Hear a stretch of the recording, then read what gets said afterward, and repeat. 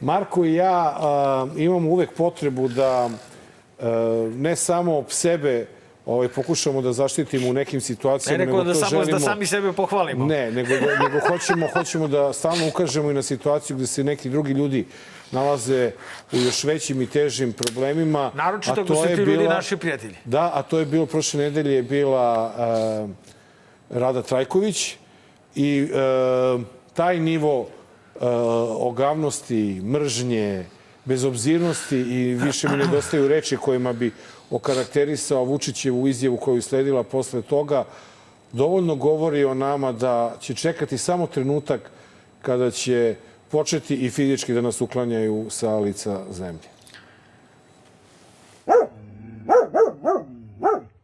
A onda juče ceo dan zovu, nema stranca koji nije pozvao.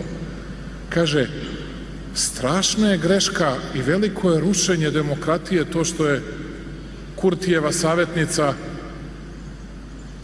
i ona koja zastupa, ili neko ko zastupa njihove interese, a ne interese svoje zemlje i svoga naroda, čekala na administrativnom prelazu 2 sata. Zamislite te strašne torture ili ne znam ni ja čega sve.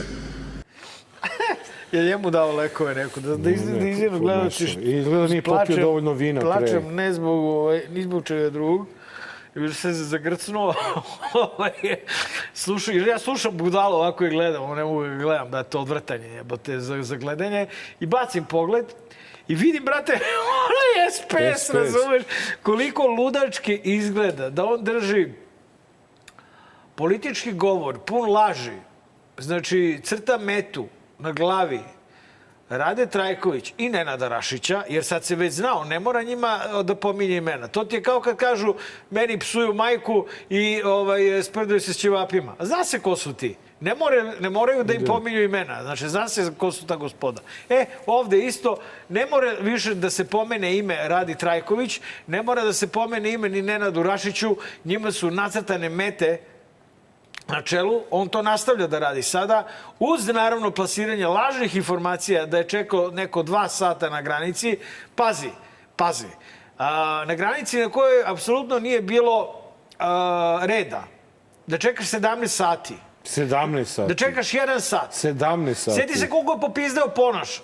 Kad su ga držali koliko? 2,5 sata. Tako nešto, da. Zamisli 17 sati. 17 sati su ženu držali. Šta je, brate? Ili hapsi je, brate? Ne. Onda, hapsi je, brate. Što nemaš petu, pa da je ne uhapsiš. Ona nije mlada, razumeš? Pa znam. Stvar je u tome da držati ženu godinama. 17 sati. Na granici. Maltretirati je. Na administrativnoj liniji, izvini. Na granici boli me više kurac, stvarno. Jer oni su to napravili granicu. Evo sad ćemo da vidimo dalje. Dakle, držati ženu u tih godinama, znači, koja verovatno nije u full fit formi, to je već pokušaj ubistva. To je pokušaj ubistva. Ti i ja ne bismo izdržali 7 sati, a ne 17 sati. 17 sati, razumeš, žena morala na infuziju da ide i to, ova budaletina, Kenja na kongresu SPS. U svakom slučaju, nek jede govna, ova vucibatina, razumeš? Evo pokušava narod, probio se narod. Probijanje naroda, koji se desilo. Ti si ostalom ispomenuo da ta granica je nešto što smo mi sami napravili.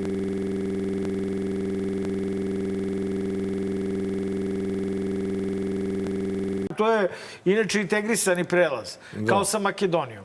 Takav imamo i sa Kosovom. Što znači šta? Da je Makedonija naša još južnija pokrajina. Da ga niste priznali, to znači da je ti imao disclaimer, stoji tamo. Ono što se dešava...